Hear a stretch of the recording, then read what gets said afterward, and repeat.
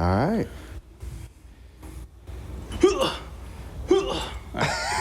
Don't want to look like I'm wearing short shorts. Them old Daisy Dukes. Maybe you'll start the OnlyFans. Maybe your content will be in more demand than mine, Pablo. Yeah, man. Unless the content is dad bods, then no. Dad bod. I'm telling you, didn't Brad Pitt make dad bods hot for like a role or something at one point? I mean, only he could do that, bro. I don't have that face. You know, I feel like if I look like Brad Pitt, I could probably pull it off. Yeah, but, like, you know, if you have like a George Clooney face or a Brad Pitt face. I have to have a pretty different, like, attractive, weird guy face. Yeah. I can't have this generic face I have on right now. Yeah, and then also having Brad Pitt or George Clooney money, that also never hurts. Yeah. I feel like if you have Brad Pitt and George Clooney money, it doesn't matter what you look like. Right? You're just immediately and effectively just attractive. I think. Right? And definitely in LA. Oh. And I would say in most other parts of the world. Yeah, especially here, though. Yeah. You know, people say money won't get you everything, but it can get you a lot. I hate when people say money doesn't buy happiness. I don't agree. No. And it doesn't guarantee happiness because there's still a certain amount of joy that can only come internally. That's true. That money won't replace. But if all things are identical, give me the money. You know, so like if I'm going to have the same level of dissatisfaction or happiness or problems or fill in the blank, I'd rather have it with money than without. Yeah. Have you ever seen that meme that it says, you know, like broke and happy and rich and miserable, and it's like everyone crying in a fucking jet and a Ferrari with the 100. Give me that. Give me that. No, I sound like a fucking brat right now. But I definitely think money helps. I don't think it's everything, but I think it does go a long way. Right? Because like having money, especially me, like, you know, I'm married and I have 2 little boys. It gives me stability. It gives me the ability to give them the life I want to give them and buy them what they want and give them the childhood that I didn't have, right? So like and that brings me happiness, and I can only do that if I work hard and make money. Absolutely. I mean, especially when you're a father and you think about all of the expenses of raising a child. If you think about schooling, because I know you already have horror stories, or we've heard horror stories about schools out here. So it's almost like, do you really want to send your child to public school? Yeah, man. Especially when the goals of public school is not really the education of children and not to help you be a free thinker. It's to help you just grow up and become a worker and conform to society. Yep. So money will help you provide for a better education. It'll help them with all the sports. Yep. Everything. Yeah, I'm a bit. I don't want to sound like that, but I want to, or like how I'm about to sound. But I don't like the traditional public school system. They are setting you up to fail, to not think outside the box, to not be a creative thinker, like you said, and effectively become a worker. You are going to be an employee that retires at 65. You do your shit. You live for 10 years, and then you die. Like you're not like the school system doesn't teach you like any financial responsibility or like how to do your taxes. You would think, hey, you know, you're gonna be living in this society and you need to conform to the financial requirements and whatever. No, they don't teach you none of that stuff. They don't teach you how to be a responsible adult. They just cram you with homework, give you a shit ton of tests, and which some people are just not optimal test takers like me, and measure you on that, right? So it's like everyone's being measured by the exact same ruler. And I think you can't measure everyone the same way. There's different levels of intellect, and there's different needs the kids need to evolve, and it's just not being supplied that. Yeah, I have horror stories here in LA about little schools, and you know, I think that's why my wife and I made the decision this year that my son wasn't going back to school. Like he's gonna be homeschooled for a little bit, right? At least for maybe 1 or 2 years, and then we'll put them back in the system, maybe, right? But in a private school, because, you know, I'm also scared of gun violence, and I'm scared of kidnappings, and I'm scared of all this stuff that just happens on a day-to-day basis anywhere, right? It's scary to let my 4-year-old now, he's 4 years old. Enzo is 4. Oh, and people don't know this. So I have a little boy, his name is Enzo, and he's 4 years old. And then I just had a recently new baby, his name is Finn, and he's 10 months old. So my 4-year-old, it's scary to think that my 4-year-old, you know, like letting him go out into the world and be by himself without me or mommy, and any adult can do anything with him. And he doesn't necessarily know right from wrong all the way. He doesn't know, and when we do our best to teach him, right? But there's just things he doesn't know and things that have not occurred to us to teach him, because we don't know if we're going to be confronted with that situation in a school like the one I told you about. And right, so it's kind of hard to think, oh, you know what? Let me know if they put drugs in your food. Yeah. It's hard to explain it because you don't ever think you're going to go through that or shit like that. So how would you ever how do will he even know? And how would he even know? Like, right? Make sure you supervise your apple juice. Right. Yeah, exactly. So due to that fear, we're gonna homeschool him for a bit until we feel confident that, hey, he has a proper head on his shoulders. He can think, he knows right from wrong. He knows when something feels off, and build that intuition a little bit more, and then let him off go into the world. Because right now, I'm neither one of us is comfortable, which is more work for us because he's at home more. But you know, which we love, but we're happy to take that on and take the schooling responsibility if it means we know and can guarantee his safety at home. Yeah. It's a tough thing. It's a tough thing, man. Believe me, this parenting thing. It's more than meets the eye for sure. Oh, I believe it. That's why I love being an uncle. That's why I'm world's best uncle. You get some of the perks of parenting without any of the adverse side effects. Yeah, no, dude, it's a lot of work, man. It's like it doesn't ever turn off. Like I think I was just telling you before we started recording, you know, like I don't want to sound heartless, but from like 0 to like 6 months, I'm not saying that I didn't love my kid. Obviously not. It's just like an instant different type of love. But it's a feeling of like, oh man, it's such a delicate little human, right? So like although you're attached to him or her, you don't necessarily feel like oh my God, like this is my best friend, and like, you don't necessarily feel that. You see that develop as they start developing a personality and a character and all these little things, right, that make them who they are. Because now Enzo, I can't live without him. He's in my room, we're watching anime, we're playing video games, we're running around fucking pegging, throwing balls at each other, right? Like running around the house, making a fucking chaos. And like last night, I was gonna go play soccer because it was Wednesday. He started like suiting up. Like, where are we going? I'm like, bro, where am I going? You know, like, you're not going anywhere. You know, I can't take you with me. And but yeah, man, like I said, it's the hardest thing in the world, but it's like the most special thing in the world. There's no other way to describe it. Like, you know, it's my, you know, I'm sure my wife would attest to that, but it's the hardest thing in the world, but the most rewarding thing on the planet. Like, I can't, I don't know how else to explain it. It sounds weird.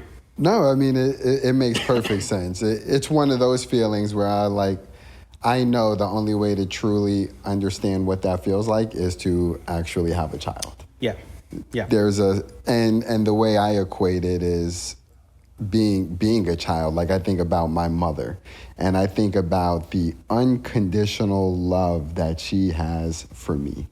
And like, that love can only come from a parent if you're fortunate enough to have one as great as mine. Yes. But it's like there's that bond, there's that connection and that love, that when that love is gone, there's nothing that will ever replace that love. Yeah. Because that bond is just... That's true, man. Unreplaceable and I guess, what's the word I'm looking for? Like, you can't... Yeah, like irreplaceable, basically, right? Yeah. Like you can't duplicate it. Yeah, exactly. You can't duplicate it in any other relationship. By the way, shout out to Mama Erik. because I saw her in the comments, bro. That's right. That's right. We need to reply, but yeah, it's like shout out to Mama Erik for going, hey, this is Erik Small. Hi, Pablo. I'm like, hey. No, that's right. She wants to know more about you, and I was like, well, just drop it in the comments. Just drop it in the comments. That's the best way to get a hold of us. Ask the question in the comments. So now Mondays are super special because I have a tendency to call her every Monday. That's like the day we catch up over the phone if we don't speak prior to that. But now, since we're dropping podcasts on Mondays as well, now she's able to. Not only is she able to see me, but she can hear me. So, she gets double doses of her son, and she can't be happier on Mondays now. Yeah. Okay. And now with that being said, we didn't even do our intro, bro. So we are finally on episode 4. 4? Yeah, that's wild. Go, so that baby. means we're a month deep. We're a month deep. Yeah. Consistent. 4 episodes. Pablo, Erik, still unculturable. Roll the intro. Pablo and Erik are Unculturable.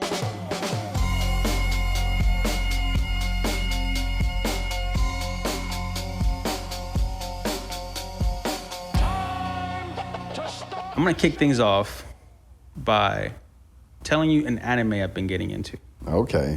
Okay, right off the bat. Do you know how to pronounce this one? Honestly, bro, I was that waiting. same one you didn't know how to pronounce? The one that No. starts with a G, or it's a new one? No, it's a new one. Okay. I love the animation. It's gory. I accidentally clicked on it because I'm like, I was trying to click on Fire Force, and it was the next one over because it was on my wait list, and it's called Clevatess.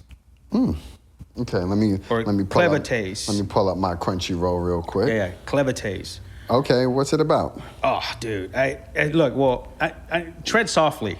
I need to tread softly because I'm notorious for like killing shit because I get so hyped. I just start talking about it, and before you know it, I did see the artwork for it. Yep. Bro, it's Adding it to my list now. It's phenomenal, man. Like it's phenomenal. I like the storytelling. It's gory, but like, yeah, I think I'm just sold on the storytelling to be honest. And the animation obviously helps. But I like when they don't shy away from like blood and like showing like what the true world can look like and how scary it is. And it's an interesting concept. But I will tell you it happens in the first 5 minutes, right? So I'm not killing anything. Basically, there's these, and I'm not well tuned with it. I've seen like 6 episodes last night alone. Okay. And it's basically there is these demon lords type things, animals, and or higher beings, and basically one ravages a kingdom because the kingdom sent people, their soldiers, to kill it. Obviously couldn't because it's a fucking lord type thing, and he gets revenge, goes and just murks everybody. Okay. Murks everyone. So the entire Relentless. town, Relentless. Okay. First 5 minutes. First 5 minutes. I'm watching that tonight. But when he's walking out of the remains of the kingdom he just shattered, there's a little baby crying. And that little baby crying is being hugged and protected by a woman. Or what I think is a woman. I think it's a woman. And the woman is like, she's on the verge of dying. She has blood everywhere. We're like, hey, please save him. Right? Save this baby. He's like, why would I want to save you? I came to kill all of you guys. All you humanoids or just insects to me. Why would I want to save y'all if my job was to kill you guys after you were trying to kill me?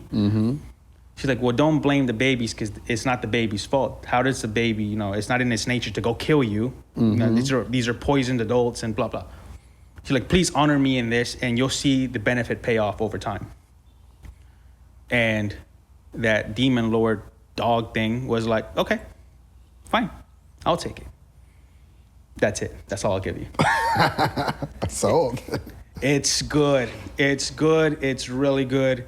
I got fucking hooked immediately because those 5 minutes are so like, right?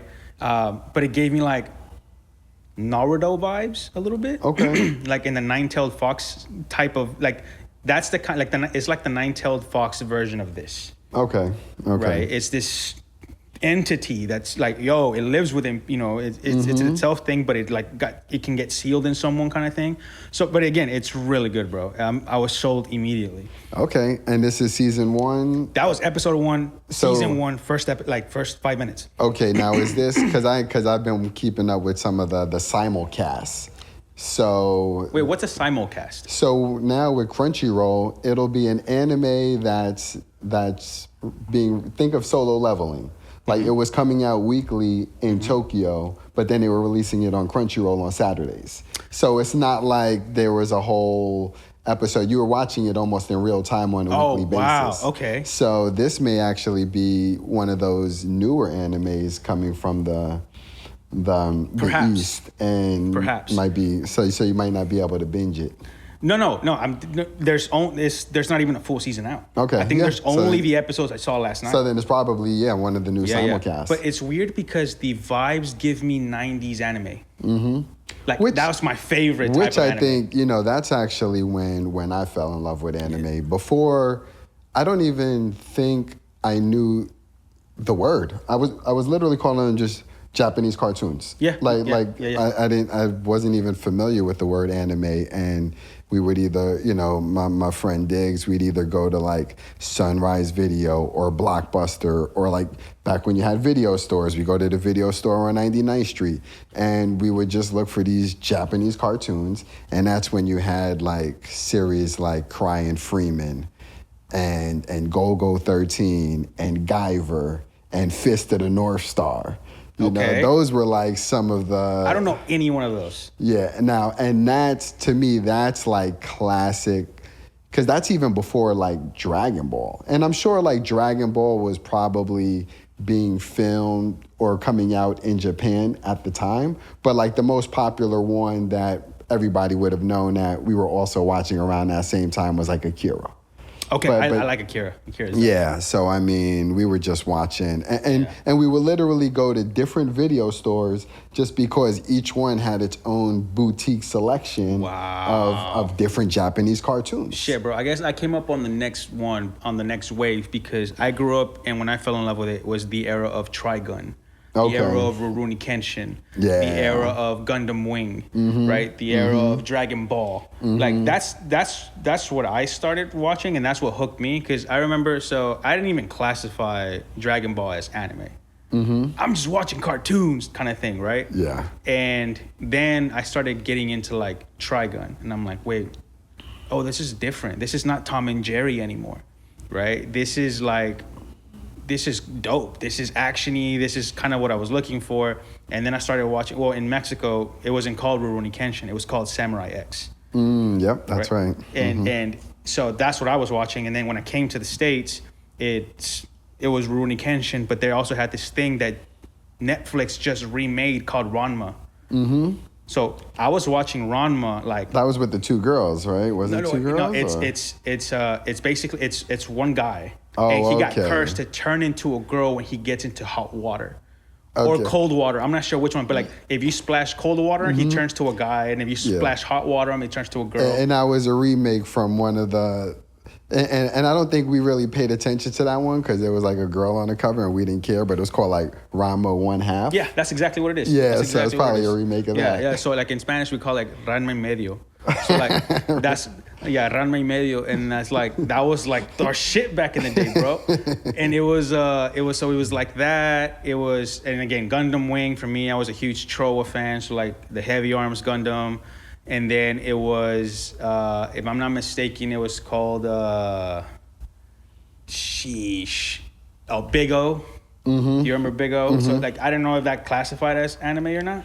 Yeah. But I remember watching that was my lineup at night because they showed them like one after another. Was it like Adult Swim? It wasn't Adult Swim yet. Okay. Yeah, it wasn't Adult Swim yet, and it was like it was just called like After Hours, and then it turned into like Adult Swim, and then it was like, or was it Toonami first? Yeah. Right, and then it was like, and then after it was like Adult Swim, because like they went from like being in the middle of the day to like all stacked at night. Okay. And it was just like 3 hours of anime, and I'm like, yo, from like 9 to midnight, you couldn't rip me off the TV, bro. I was just like, you know, I was just hooked, man. But after that, I just never stopped watching it. It was like maybe I was 9 years old and I was just hooked.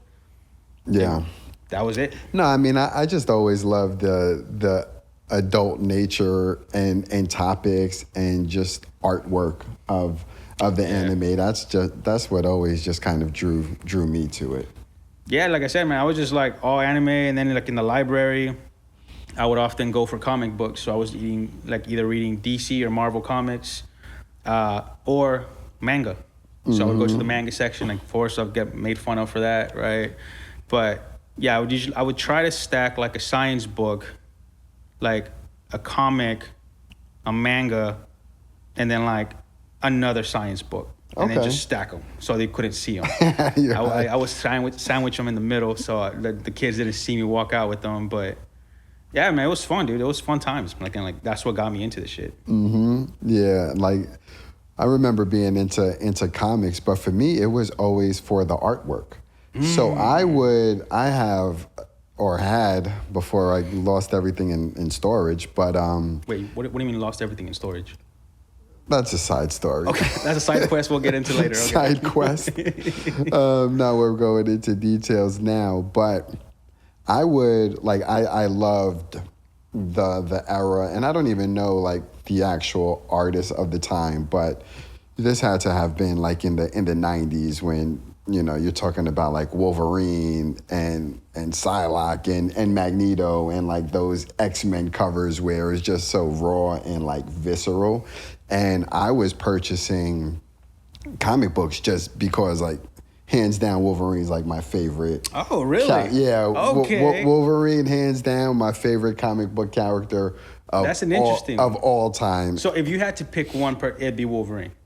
Oh, without a doubt. If you had to be a superhero, though, it'd be Wolverine. And I'd be Wolverine too. Yep. Oh shit! I just ran into something so like, you know, like who they pick says a lot about the type of person they are. Oh, well then. I don't know what the Pretty accurate. Yeah, for me, because I'm a Batman guy. Like if I could be any hero and Batman. You know what? But later on in my life, I think it was about a week ago, I was like, yeah, I think I am Bruce Wayne. Like as I'm getting older, it's like I'm on a different quest and view the world a little differently, and I'm kind of on that type of time. Shit, bro. Whatever you had to be a villain. A villain.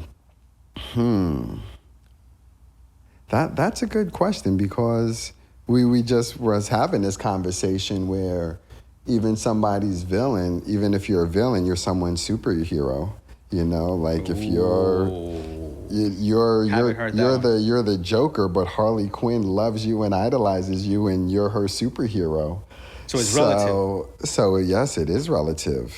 It is relative. I'd be like Lex or Deathstroke.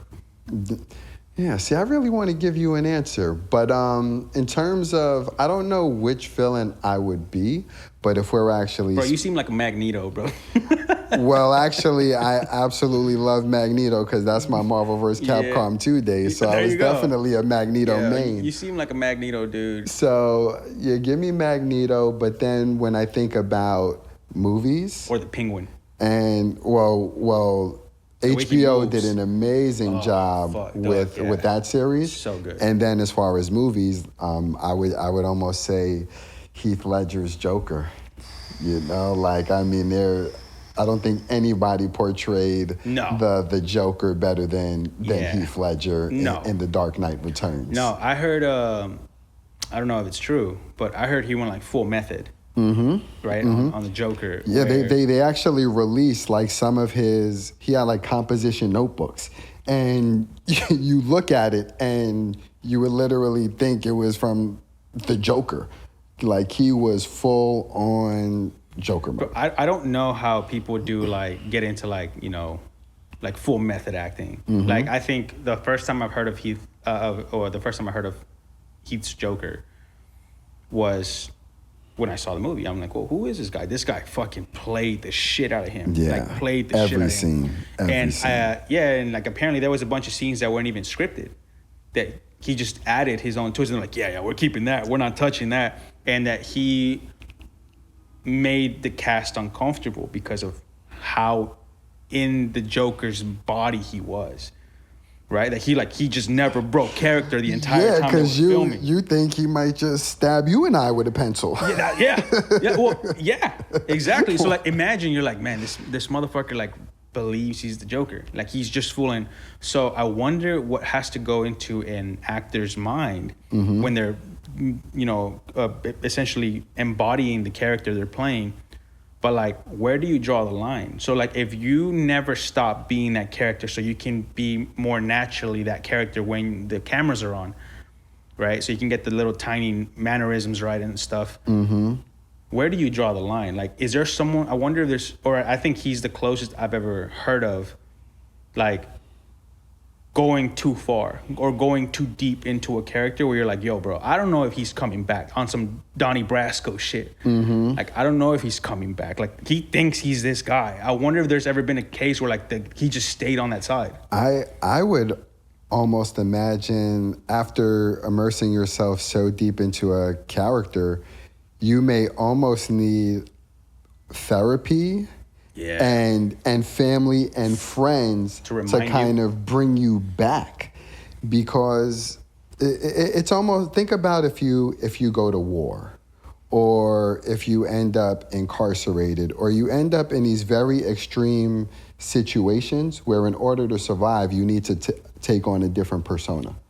Tell me about and so when you come back, or even on a smaller scale, you think about fighters, and it's fight night, and they've been preparing for this fight. They're basically going to war in the ring, and then they have to go home and be a husband and father. And sometimes it's so difficult for them to just flip that switch because of just how much momentum they've had in that fight role.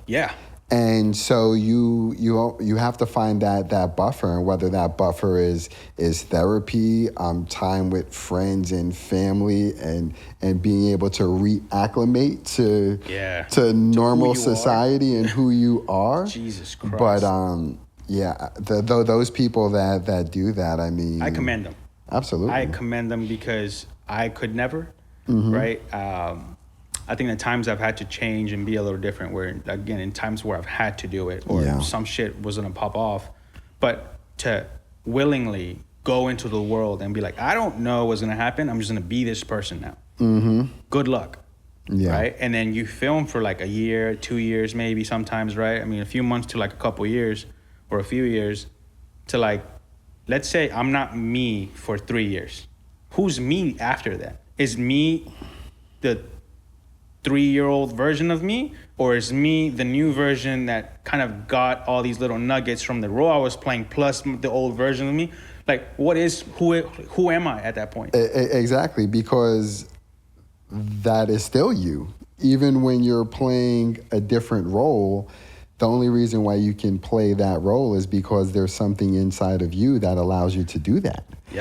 And I think with anything, you would have to redefine your sense of identity, because think about how I remember when I used to do a lot more personal training and corporate wellness, and I would identify myself as that, and it was this, and I would ask myself, I'm like, well, God forbid something happened and you were never able to exercise again. Does that mean you no longer have an identity? Ooh, and I was like, so I need to, no matter what I'm doing in life, I need to know, like, if you were to strip all of that away, if you remove the podcast, the everything that we're doing and have been doing and will do, that doesn't define who we are. And and the hardest part is to, I think for anybody, is to understand who they are independent of all of those other things that define them.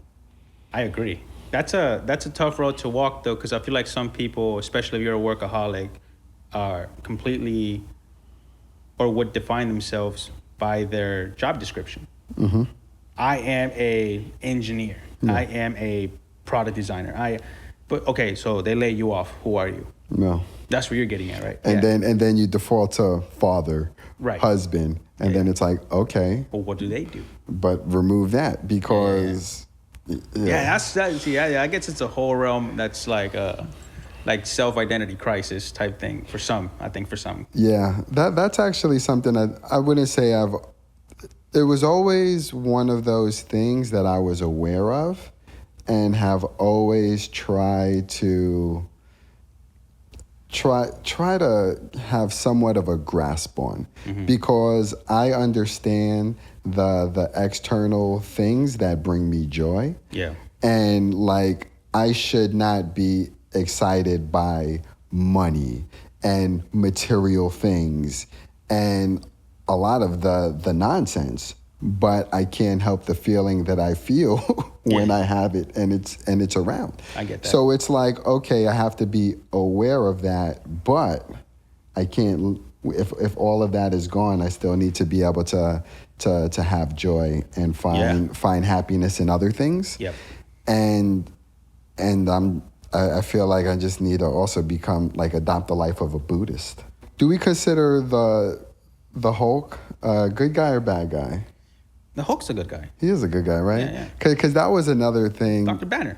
Yeah, Bruce Banner, good old Bruce Banner. He's a good guy. And so when I was thinking about like why I need to assume the life of a Buddhist, it's like I'm always calm. Like there was a natural calm that most people like experience around me. But then in the inside, sometimes it's like the fucking Hulk. And it's almost like maintaining that calm to not go green.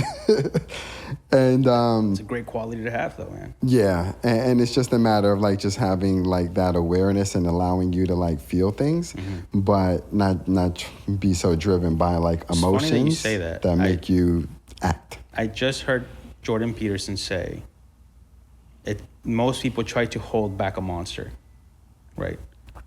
But the point is not to hold them back. The point is to learn how to be a monster and then tame it, right? So it's like it's I don't know, to give you more power or whatever the fuck, but it's like most people like spend their whole lives going like, no, I need to chill out. I need to not do this. And when in reality, it's like I need to be a monster at whatever I do, or and how I am and how I act and how I move, but I need to learn how to Harness that strength for good. Like tame it. Yeah, exactly. How to tame the monster, right? Like a lion in the wild is scary, but like a lion that's sitting out there just watching you is a lot scarier. Because you're like, this motherfucker has the potential to rip my head off, but won't. So the constraint this guy has, the mental, is on a different level versus just a wild animal that pounces on you. I don't know, yeah, but like it just reminded me. I just heard that like 2 days ago, because I usually put on videos in my room where I'm like, you know, like motivational shit as I'm working. So like just kind of like slapping me with like hard truths. And that was one of the quote that you just reminded me of. But it's true. I'm like, it's very true. Yeah, you have to be true to yourself, but you also just have to harness that power for good. Yeah. And you know, the last thing you want to do is hurt other people or harm other people. Yeah. Yeah. It's easy to be a bad person. It's hard to be a good person. Right? I think or at least in my world and how I've seen my life and my friends' lives play out, it's always easy to be an asshole, be extremely selfish to a detriment at times, but it's really hard to always want or to just be a good person 100% of the time, because at least for me it is. It's really hard to like constantly be like, all right, well, what's the right thing to do versus what's the easy, maybe most selfish, tactical thing to do. So constantly looking and being empathetic towards others and others' viewpoints and how they might be experiencing a situation. It takes a lot more work than just realizing how I'm viewing a situation, right? So like it's easy to, and it's been helping me in my marriage and my personal relationships a lot, thinking that way, because sometimes, you know, when you get stuck in it, when you're in a relationship and you get stuck in an argument, you're like, it's easy to see it your way, because that's what you're fighting. That's the point you're fighting. Yeah. But it's harder to see it from there. How are they receiving this information? How might they have taken what I said the wrong way, or let me just look at it from her point of view or their point of view. What then? Then it makes you kind of like, it humbles you a bit. You're like, well, shit, if someone came at me like that, I'd be slapping wigs off, right? So it depends. So again, it's harder to be a good person because you have to default to that behavior of, well, shit, I have to feel twice for me and for them now. And it's hard. But, that comes down to just emotional maturity and emotional intelligence, and to tie, not to go back to like the school system, but one of the clients that we're working with, the reason why I'm looking forward to what we're going to do for them is because it really is about teaching children emotional intelligence. And I was watching one of the videos, and I'm like, I'm an adult and I actually benefited from that. And I was like, I went through the entire public school system, and they don't tell you about, they'll tell you about everything but feelings. And like, because think about everything that a child has to think about and feel. And a lot of times it's the first time. So they have no reference as to how to handle it or control it, and what's good and what's right and wrong, and who's to say what that is.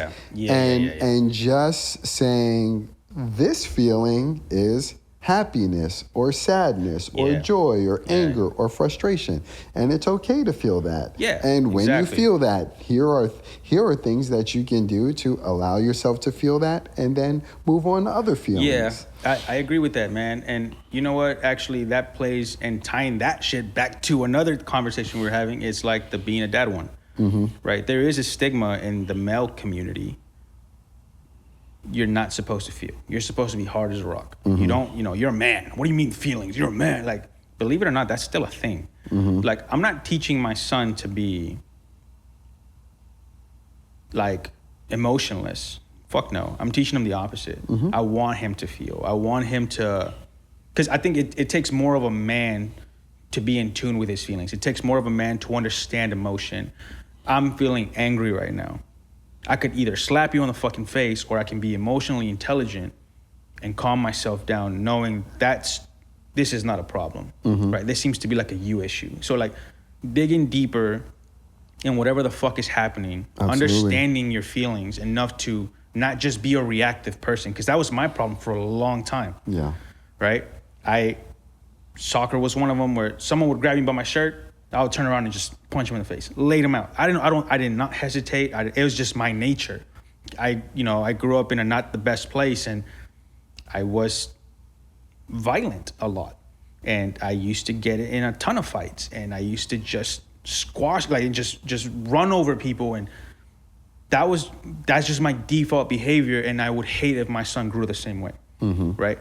I am also now a person that I think is more mature and emotionally intelligent and able to rationalize situations and not make shit about myself, and understand where I'm in, that I want my son to behave and run the same way I do now, right? I want him to be, like you said, emotionally intelligent. It takes a lot and a big person to do that. I think it takes a secure person, because you see some of the most insecure people that are pretending to be something that they're not, or to pretending to be heartless or not give a fuck. They usually try to mask something. It's usually like an insecurity if they start acting like that. I think people project a lot. So that's one thing my wife and I are pretty good at not doing, and teaching our kids not to do. It's, hey man, if you're upset, it's cool to be upset. Feel things. Please feel things. Absolutely. Don't bottle shit up, because you're gonna explode later somewhere else, right? So I need you to be able to harness whatever the fuck you're feeling, make a good, responsible decision. So now when I'm mad at my wife, or she's mad at me, we walk away. She'll be like, I'll be back.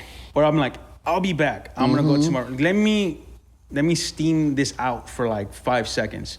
And then I come back and I'm like, sorry. And then she'll do the same thing. And dude, it's been helping our relationship so much, because we're mature enough to understand, oh, you know what? Like this is what my wife will say. I know I'm throwing a fit right now. Give me a little bit. Mm-hmm. And then she'll come back like, you know what? I'm sorry. I was being kind of like a butt. That's beautiful. So now It is beautiful. You and your wife, you two have known each other for a long time. Yeah. A long time. And so how did you both get to this point knowing that is, well, I can't speak for her, but like knowing that you've changed so much, how have you both been able to evolve to this standpoint? Yeah, dude. Fuck, man. My wife, I love her to death, and she's the best thing that's ever happened to me because she saw me grow like nobody else. Mm-hmm. So she would see me come home face full of blood. Seriously, like face full of blood. I have a gash here on my cheek where I got hit with a bat, and it was this whole thing. And again, violence. She saw me grow up in a state where I took no shit. I didn't care about anything. I was gonna prove my point, and I was gonna die if I didn't. And she would see me and like, okay, again, come home with black eyes and fucking blood all over my face and fights and wow. And then she didn't run away, right? And I was very like aggressive, but not in the sense of like not being physical with her, obviously not, right? Like I've never cussed at my wife once or never touched her the wrong way once because I don't deal with that shit. Like that, you know, that abuse shit, I just don't do that. I've beat people up that I've heard do that. I've gone to their house and beat the shit out of them when I heard a homie did that. And she saw me grow through it. She's like, hey, you need to not do that. Or I remember when I first met her, she goes like, I was working a dead-end job, and she was like, quit that. I got us. Go finish school. You need to finish school. Like, you need to stop fucking around. And yeah, I got my degrees. I finished 4 years of school in a year and a half. So I had to get like special permission from the dean to like finish. Like, hey, just you can take as many credits as you need to even. I was like full time at university at UTA was 3 classes. I was taking 7 or 8. Wow. A semester, and I just was like, man, like, and she held it down for both of us. She helped me through everything. She helped me feel things. And my household is rough, bro. My household, not anyone can come in my household and like leave away unscathed. Let's put it that way, right? It's, you're gonna get told something's gonna rub you the wrong way. So for her to come in being sensitive and, you know, going through a hard time herself, we just kind of naturally gravitated towards each other. And I helped her through shit. She helped me through shit. I told her, hey, you're fucking up on this, this, and that. She's like, well, you're fucking up on this, this, and that. And we just held each other accountable. Yeah. So it's funny that we're saying this right now because we were just talking about it last night. And that's it, man. She was just like, I didn't give up on her. She didn't give up on me, right? We just saw each other grow, and we saw each other evolve, and saw each other work through shit. Sometimes alone, sometimes with each other, and just told ourselves like, hey man, we're both fucking human. Like, we both have a past, not a great one. We both feel things. We both have unresolved trauma. We both have things to work on. How do we work on this shit together, right? So like, I think a big part of why most relationships don't work is me versus them. I'm hell bent on proving this point. I don't give a fuck about what you think. Yeah. Versus me and her were like, when we started thinking as a team, is how do we get through this? How do we solve this? How can I help you? Right? Because I'm a fixer. I think most men are fixers, I think. Right? Like if you hear your girls like, man, this sucks. I'm like, well, what can I do? How do I fix it? Yeah. Do you want me to do, you know? And my wife is very independent. So it took a lot of me chipping away at that independence, not to make her become dependent on me. Fuck no. I love that she's independent, but just to have her trust me more, because she doesn't have a lot of people in her life that she can trust with anything, which is why she became it does it herself. She had to. So when someone's sitting here, hey, do you need help? Do you need money? Or do you need me to, what do you need?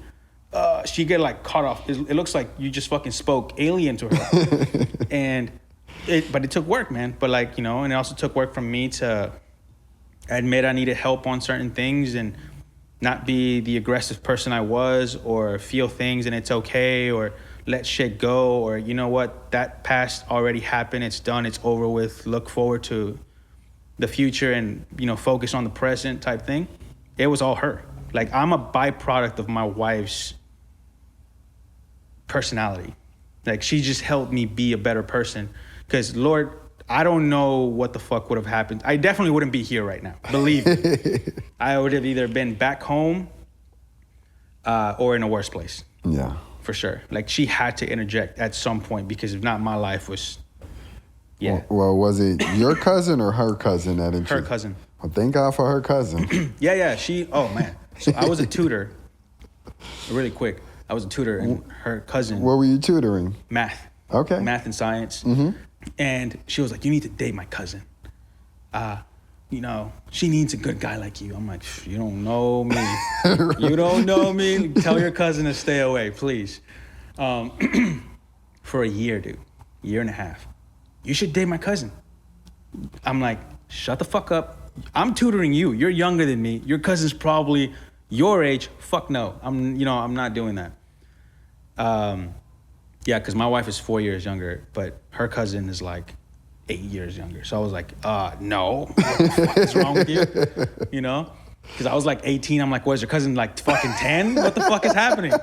You know, I'm like, that's not happening, dude.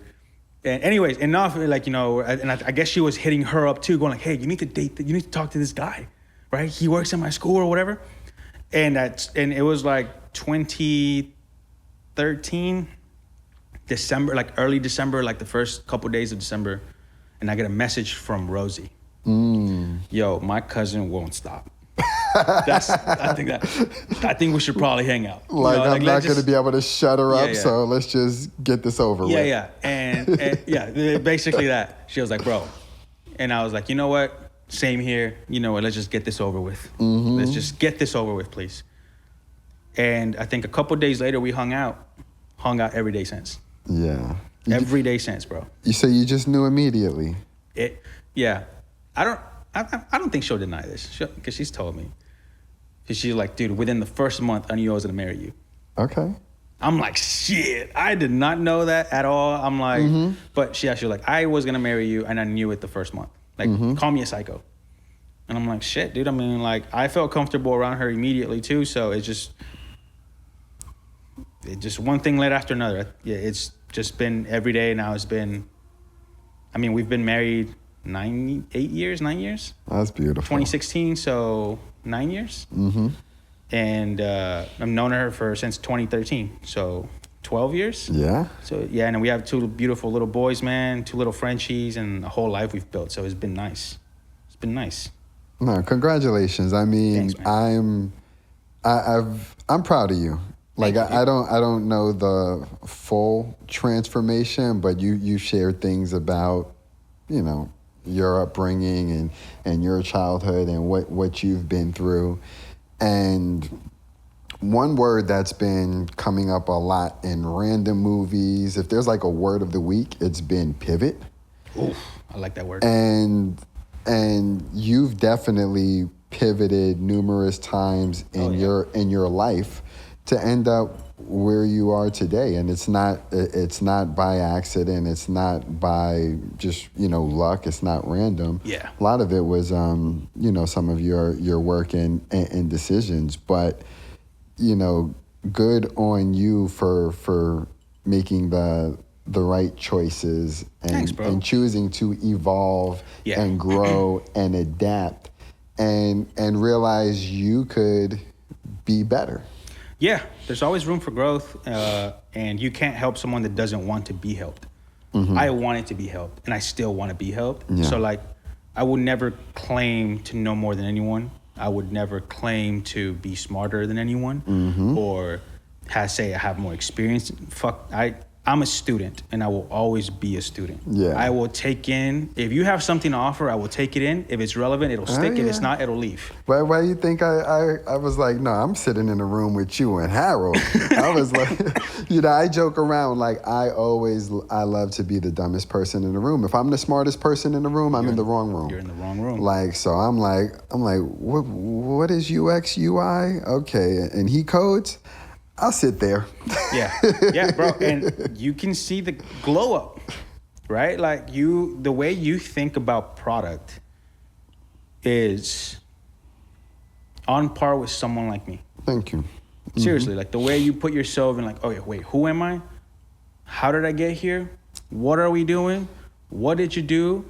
Wait, what? It's amazing. It allows everyone in the room to think and assume that persona. So we're all in the same space now. Yeah. Right? The ability you have to do that is literally amazing because it gets everyone on the same page and it gets everyone thinking through product as a consumer. Period. Right? Or business or whatever persona we're tackling on, right, at the time. But it allows us to do that. So you can see the effect, I guess, you being in the bullpen with us is having on you because you speak like one of us now. Yeah. Right? Well, I did have the 9 UX UI design principles literally behind my back for a whole year. Yeah, bro. And I'm sure you like subconsciously shit sticks when I say something, and then like I hear you say that something later. I'm like, my boy, he got it. You know, like he knows it and he gets it, and you know, like. I welcome you into the club. You're like a full product person. Thank you. Right? Thank you. Not only are you vibe coding your own fucking apps, bro, like you're thinking like a product person would through those apps. Right? For example, even you having the self-awareness to understand, hey, I've hit a dead end here. Yeah. I don't have the technical know-how to keep going. Let me get a subject matter expert in. Hey, what do you think? Just doing that in itself is like, that's exactly what every good product designer should do. Drop your fucking ego and say, hey man, what do y'all think? That's hard to do in the design world because everyone's so fucking egotistical and like, I'm the best. I thought of everything. Fuck y'all. Y'all are peasants. Right? That's how it is in the design world, bro. And engineering. We've seen it. Right? It's full of know-it-alls and, you know, smart asses and I'm better than you. And that's the product world. So for some, it's refreshing to see someone get in there and be like, yo, what do y'all think? Or you know what, man? I know I'm like, I don't know how to do this. And I know I don't know how to do this. So how do you do this? Or how do you think through? It's badass, bro. Like Harold is the same way. Like Harold is an awesome person to work with.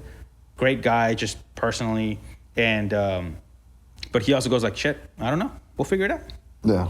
You know, or like, hey, Pablo, what do you think? I'm stuck in this thing. What do we do now? Right? And I like that. I like having this little triage of people here, or is that the right word? I don't know, but Trio? trio of Triage. people here of like, you know, like working through shit from different angles on the same product. These different perspectives will add up to something great. Absolutely. So it's been good seeing you evolve, bro. I'm telling you, I feel like I say it every podcast, but I mean it. It's been dope seeing you get to where you are now. So I'm proud of you too. I don't even recognize myself sometimes.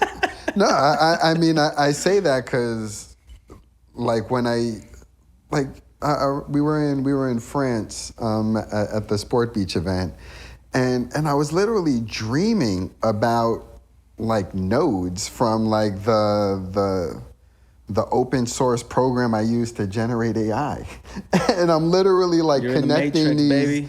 dots in the middle, and I wake up, I'm like, oh, that's how you do it. And I get on my computer and I do it. Bro, my epiphanies come when I'm sleeping, taking a shower, or going for a run. Yeah. I don't know if it's the endorphins that kick in with like, or you know, when I'm running, or I don't know what the fuck else would it be when I'm sleeping or whatever. But I haven't slept in a day and a half. I just told you that before we started recording. But because I had ideas. Yeah. So I'm like, I'm trying to sleep and I'm like, oh shit. And like before you forget, you start, let me write a note. But then I'm like, nah, let me just work a little bit. Yeah. And then that work turns to like 4 hours and you're like, yo, what have I, now the sun's up and I can't go back to sleep because my kid's gonna wake up and there's no going back to sleep after that. And it just turns to like, all right, man, that was my night. You know, so it's hard to turn the shit off. It is. But, and we're working on balance. Yeah. It's challenging, especially this week, us working from home. It's like now there is no balance because I'm essentially living in the office because we're working from homes. How do you manage it? How did you manage it this week? Like, do you do anything differently? Or you're like, at 5 o'clock, I'm done. No. Well, I have been I have been sleeping, which is good because there was a moment in time when I just like stopped sleeping because I Shit. just was just on go mode and was like, oh, let me. And anything I could think about, I was like, oh, I could probably figure out a solution and turn it into an app or do something. So I balanced that out. Actually, so last week I said I was going to pick up, my stick again and play Street Fighter 6. Have not. Still did not. Me neither. I have not dusted it off. The intent is still there. Yep. But no, actually, I've just been feeling tired, to be honest with you. Like, so around 8, 9 o'clock, I'm just like starting to feel it. And I would be like, you know what? Let me just close the laptop. Yep. And that's how I ended up, catching up on some Crunchyroll and just watching shows, because it's like we're doing every new thing that we start, no matter what it is. There's just so much that goes into it. Yeah. And then now I find myself just like, okay, well now how do I learn this? Yeah. Like us being on YouTube with the videos, it's like, okay, now I need to understand how should our descriptions look and what are the best practices as we're doing that. And that in itself can be its own course. So it's like we're learning this, and then, we're learning something else. And so after a while, like I think this week, my brain was just like, I'm tired. It was like, I'm tired and I'm hungry. So I'm waiting until Saturday to have a cheat meal. I'm gonna have some pizza and probably some focaccia bread on Saturday. Bro, Italian is always the way to go. Yeah. If I could have one type of food, it'd be Italian for the rest of my life. As a matter of fact, I want to retire in Italy. That's my plan. Okay. Yeah, I wanna like. You know which city? No, there is a little peninsula-looking place where it kind of looks like Monaco. Okay. A little bit. Yeah. But it's in Italy. I forgot what it's called, but something like that. Okay.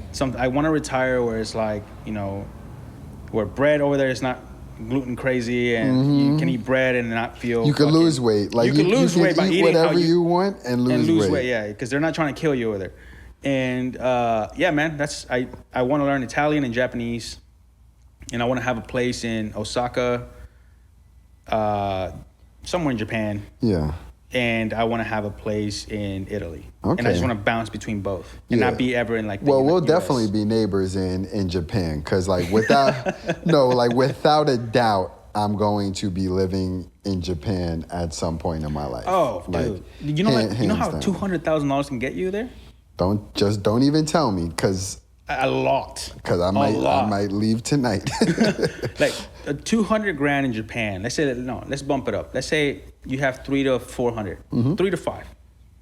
You'd get a mansion in a really yeah. But you don't have to be like on the outskirts. Like you can really be in the city. You can be in the city. Okay. You can be in the city. I don't ever like being in the city anywhere. Okay. I like being 10, 15 minutes out. All right, good. 20. I'm gonna be in the city, so you get your suburb. I want land. I want like a little more bang for my buck. I do care about location, but like I have kids. I can't be like downtown LA trying to teach a 4-year-old how to ride a bike. Yeah. Right. Like I can't go outside and just start fucking uppercutting homeless people. Like I can't do that. Yeah. So I need a yard. I need like a private street. I need that. And that's the kind of shit I want. Mm-hmm. So for me, and like I've looked at houses in Japan.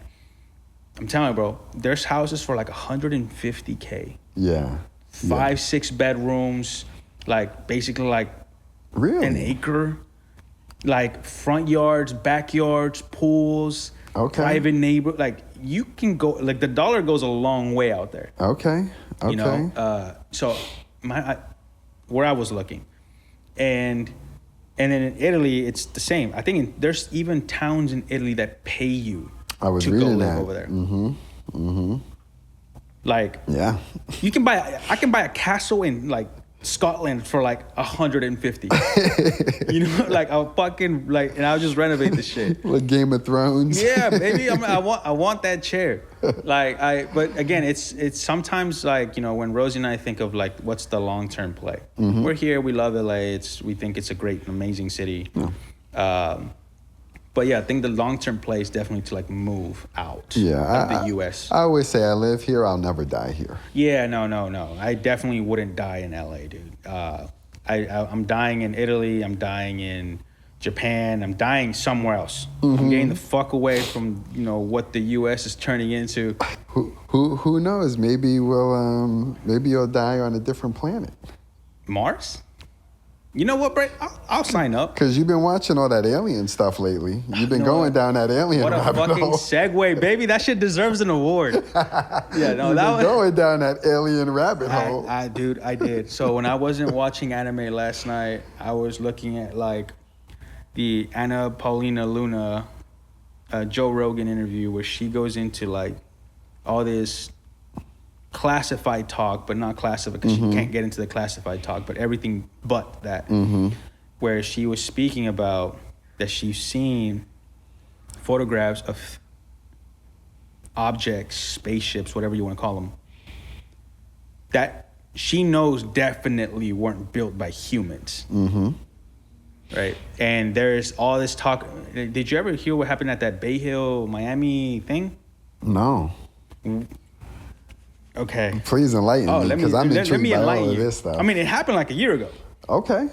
But because of the nature of the It's Florida, so rabbit hole I was going through the last few days, I discovered it because we're literally on the opposite side. But it's every cop, SWAT team, everything short of the army type shit was at I think it was called the Bay Hill Mall in Miami, because supposedly there was like some interdimensional shit that happened in the middle of the mall. Wow. And there was some security footage that showed this light in the middle of the mall, and everyone started running away. But it was just like, imagine like a dot in the middle of space and time, and just, and people were claiming that it was like interdimensional beings were popping out of there. Oh, wow. And the exact coordinates at which it happened, if you flip them, is the Antarctica base. Some bullshit like that. So like, hey, some mishap happened, and aliens took a wrong turn. yeah, they're like, oh fuck, where am I at? We're in Florida. We gotta get the fuck out. And then they fucking bounced.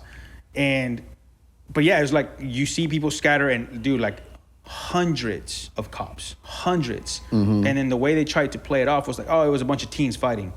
No. When does the SWAT team and like 200 cop cars show up because teens were fighting at a mall? Yeah. Something bigger happened, clearly. Yeah, they could have at least said it was a mall shooting or something. Right, That would have been more teens believable fighting, than teens fighting. Yeah, teens fighting. And then like, I just started thinking, I'm like, well, in the world that we are in right now, where you can't see a squirrel hump a nut and not catch it on video, right? There was hundreds of people at the mall. Zero footage. Zero footage of what happened. In a public mall. No one caught nothing. And people are saying, well, it's hush hush. There's signs everywhere where you have to go through audits and checkpoints to get the fuck out. So were they looking through phones? May delete this, Probably. And don't talk about it, right? Because I believe in the Men in Black. I think that it's statistically impossible for us to be the only living species in the universe. Yeah. Statistically, bro, impossible. That we're the only planet with life. Or that the only life in the entire universe. I mean, for anybody to think that, it's like, get over yourself, bro. Yeah, like how egocentric are you, bro? Like I know a lot about you by saying that comment. I'm the most superior human being in this entire... in the entire universe, in the vast fucking universe that we don't understand and we can't even comprehend how big it is. We're the only living things. Fuck off. And so that happened, right, in the Bay Hill thing. And apparently, again, zero footage. Nothing has been released for days and weeks. I think they were that mall was shut down. And they were either cleaning it and there's signs everywhere. There's checkpoints and there's security and cops on every checkpoint. Like you couldn't get inside this mall. Sketchy, right? Not a fight. Yeah, not a fight. And then it goes into this this congresswoman Anna Paulina Luna, I think her name is, in the Joe Rogan. I think it's like not the latest episode, but the one next to the latest episode, And she talks about that. She talks like, hey, man, like, I've seen some shit that there's no way we built.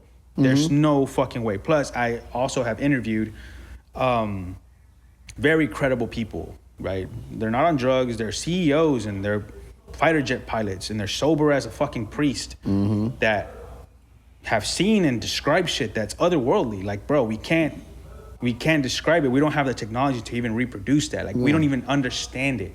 Well, they said that even about the pyramids. Yeah. The technology that went into the design of the pyramids and the precise angle and measurements of each piece, when they were like based on the tools that were available at that time, there's no way Yeah, man, the fact that we have never been visited by aliens or they're currently residing in the world, it again, I think is statistically low. There's no way. I mean, there's even shit in the Bible, if let's say you're a religious person, that talks about encounters with otherworldly things. Yeah. Right? It's in the hieroglyphics in Egypt. It's in cave paintings everywhere where it's like, hey, this UFO thing looking things come down. Right? Like, shit, there's a fucking... there's paintings and carvings or whatever they are in the mountains, in the pyramids in Egypt, that depicts someone inside a spaceship. How the fuck do they even understand how that works? And it looks like a helicopter. It's not a helicopter. Yeah. But it looks like one, and like where they're like in a tube, and it's like they're sitting down. And it looked like an astronaut going to space. Yeah. Bro, in a pyramid? What? Anyways. And so, I'm curious as to, like, do they just treat Earth like Disney World? Probably. Like we're just gonna come and like see what these idiots are up to. Probably, man. Honestly, because with the advanced technology, like I would almost imagine they found the cleanest source of energy. They found just the way to live, perhaps in peace, in harmony, just coexist, and then it's like so to the point where I would assume they wouldn't even need any of the resources that we have here. They've already found solutions. Like, we don't need your oil, we don't need your oxygen, carbon, any of your minerals. So, like, when they do come, I wonder if it's like, maybe they're just like checking up on, like you said, like on that Petri dish. Like, you know what, we just put a few seeds in the ground. Let's see what it's sprouted into. Look, I'm not hella religious in any sense of the word. I'm open, right? Again, I'm a student, right? Because for me, religion is the longest game ever played of telephone. Shit gets distorted as general. And I believe if, let's say there is like alien confirmation of of course we're not the only ones in the universe. How could we be? And they've been checking on us. Why would they check on us? We would have to be an experiment. There has to be something possessing them to come back. Yeah. We're an experiment, right? I think the Earth is a petri dish, essentially. Let's turn the sun up a little bit. Yeah. We'll come back. Let's let them cook. And let's see how they handle that. And, but, so, that's just my opinion. Like, I don't know, like, again, I can't, obviously, with certainty say any of this, but it's just, it's nice to see where the mind goes when you stop having the religious constraints that the normal person would have. God creates everything. I will remain ignorant to any new information coming in. That's the worst thing you can do as a human, not adapt and just default to, well, because they said. Yeah. I'm not allowed to think freely anymore. I don't believe in that. So for me, it's like, yeah, I think they're here. I think they might look like us. I think they might live in underground bases. There's even did you even hear this thing about the Israeli, he was like the head of space defense or whatever the fuck for 20 years in Israel, talking about, there is like a galactic federation that we're like, and everyone knows, all the head of government. Force? Yeah, basically, it's like there's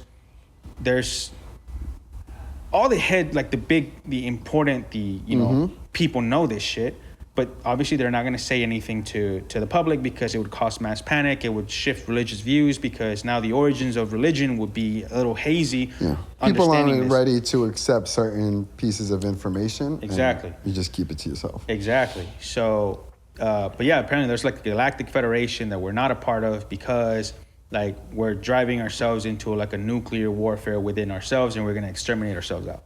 So like, hey, because of your fucking terrible nature, you're not part of who we are. And apparently Trump knows about this shit and all this. I'm like, yo, what? And again, it's a credible, not schizophrenic, random person on the internet. This is Israel is like the head of the space or defend or whatever like the main guy. He had to step away because of like whatever. But yes, that shit's terrifying, bro. Like it's cool and terrifying in a weird way. Yeah, and I'm not scared of it. Yeah, I'm not either. I feel like I'd be a homie with one. Yeah. Now I was scared of the movie Aliens. That movie terrorized me because I was way too young when they decided to take me to the theater. I was supposed to go see Howard the Duck.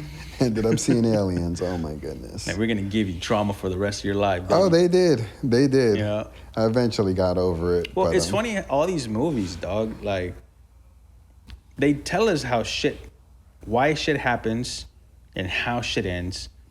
And we just say, fuck it. Fuck all these warnings, right? Because I don't know, I need to send you the video. But I recently saw a video that talked about this tech industry expert talking about AI.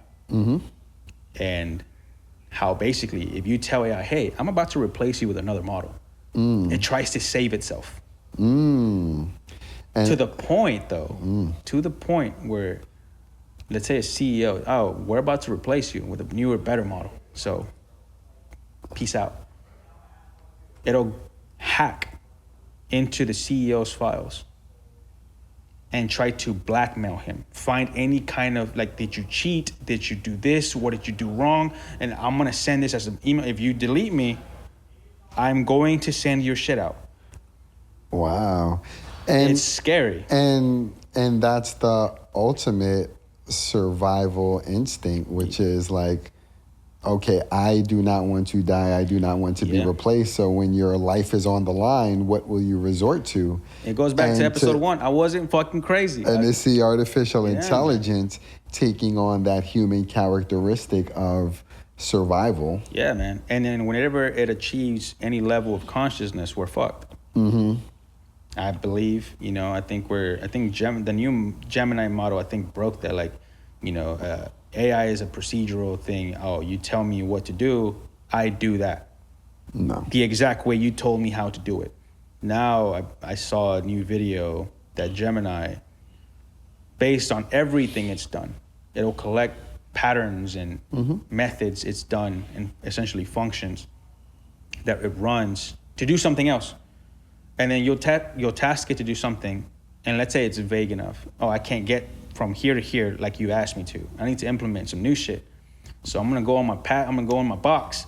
Oh, I've done this and this and this. I can turn those and then get that. So it's learning, it's storing, it's adapting. It's, like I said, it's.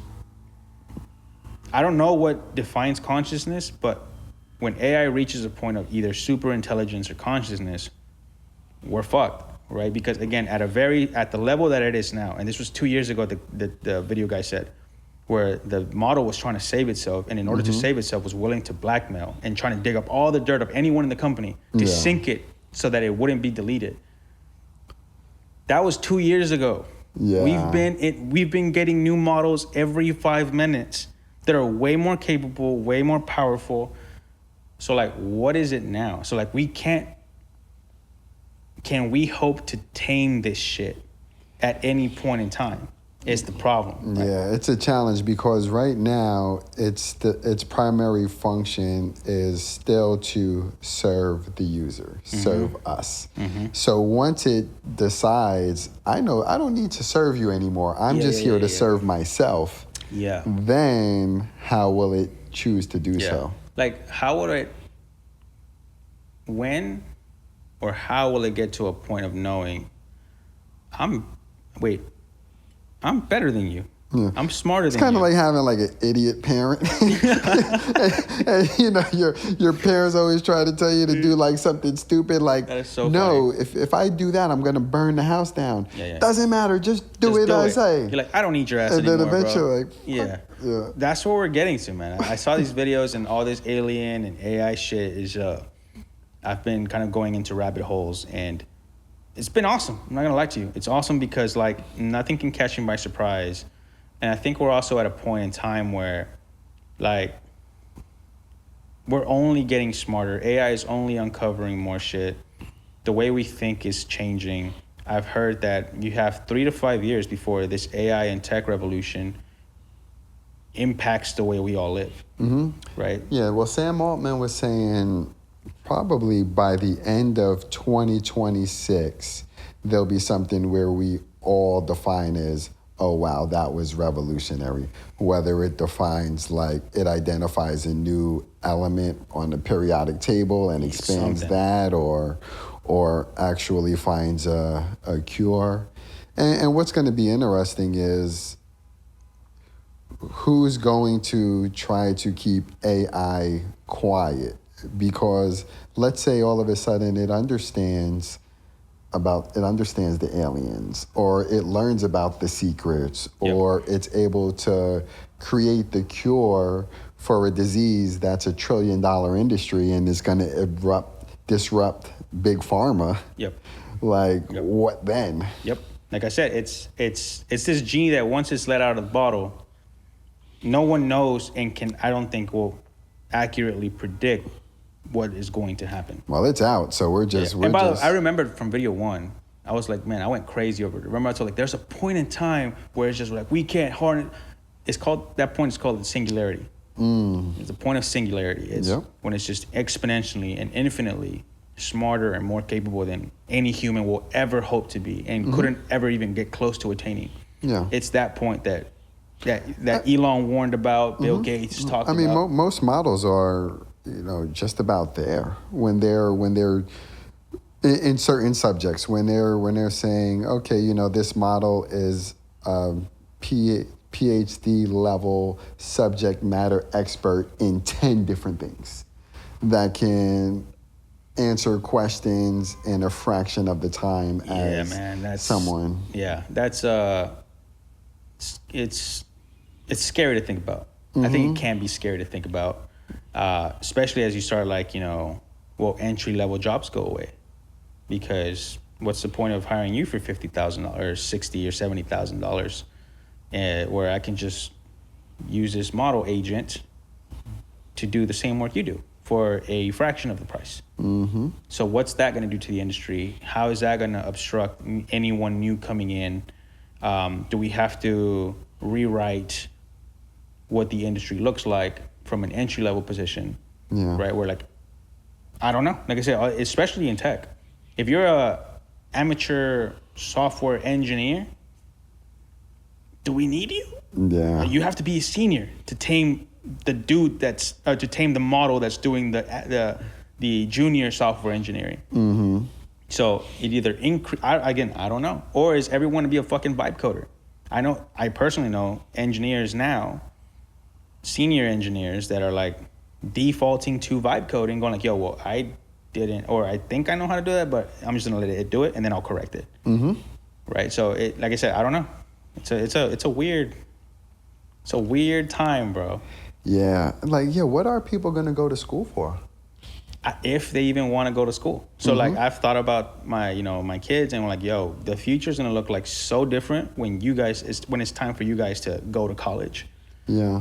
Is it even gonna be a thing? It seems like every tech lord says no. I mean, honestly, I don't know what the point is, because every single thing that I'm learning now, the thought about going to school to learn it and pay all that money and all of that time. When you have a private tutor model telling you exactly how to do it. It's why would I do that? Yeah, graduating in debt for what?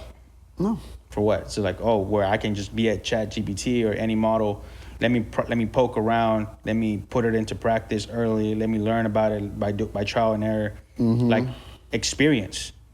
You can get raw experience. I wasn't coding 6 months ago. I'm developing features now, front and back end, like full stack features. I see those buttons. That's right, baby. Like I'm doing full stack shit now, and I'm learning as I go. Was it Sam Altman? It might have been Sam Altman, but he says we're in the era of the idea guy. Yeah. This is not the technical expertise people. It's the idea guy now that's the most valuable. Absolutely. Right. So I think that's what and it's true. I had an idea for a product, and I'm like, I'm just gonna implement it, and I made it happen. So it's very much that, and I hope what I would teach my kids, and moving forward, it's the free thinking, the creative thinking, the allowing yourself to be a student, the allowing yourself to want to keep learning. That's way more important than anything else. Yeah. Right. My wife and I were having this discussion of reading versus wanting to read. So making Enzo do his shit is not as important as making him want to do it. So if he finds joy in, I want to learn. I'll take that any day over I'm forcing him to learn. Absolutely. So I'm not forcing anything. I'm like, yo, bro, you down to learn about some tech shit? I got you. Yesterday he was like, why is that there? Why is that? What is that? I'm like, look, man, this is what I do. This is how I do it. This is how I think about it. And believe it or not, he was like, well then why wouldn't you just show that here? I'm like, why wouldn't I show that there? It's sometimes like getting a kid's perspective is so raw and fresh that I'm like, you're right. It should be there. Yeah. I'm too in it. Absolutely. Well, they say, think outside the box, and it's beautiful because there is no box for children. No. So they're just like, well, if that's too far, why don't you just fly?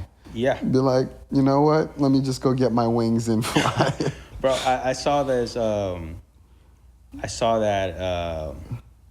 It was a while back, but basically how close-minded and how less creative an adult is. They showed up a picture of a bus, right? A yellow bus with no door, though. No door. It's a stop sign, no door. And said, hey, to a bunch of adults, this bus has no door. How do you get out? And fucking the adult, you break a window, okay, very similar. Oh, you're stuck, you call for help, and there's a hatch at the top. And then they showed it to a bunch of kids. And the kids were like, oh, it's because the door's on the other side. Yeah. And then they went back to the adults and go like, when they told them what the kids answered, they were like, fucking idiots. Like, their kids thought like, because they don't overthink, they're not in this critical, oh shit, I need to be, what the fuck? And it's just mental spasms. Their answer was so elegant, so simple, so common sense, so fucking like, are you an idiot type shit? Like, the shit's on the other side, bro. You're showing me the wrong side of the bus. Yeah. That's where the door is.